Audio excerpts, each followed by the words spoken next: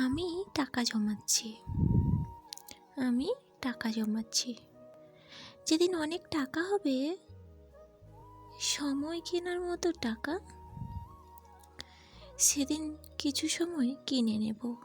যারা প্রতিদিন, প্রতি মাস, প্রতি বছরে বলা যায় খুব ব্যস্ত, একদম সময় পাই না, কাজের চাপে মনেই থাকে না, তাদেরকে সময় ধার দেব।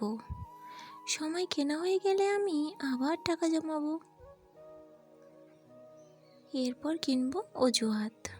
পৃথিবীর সমস্ত অজুহাত কিনে জমা করব। সময়ের অভাবে অজুহাতের কারণে কেউ যেন আর প্রিয় মানুষদের ভুলে না যায়।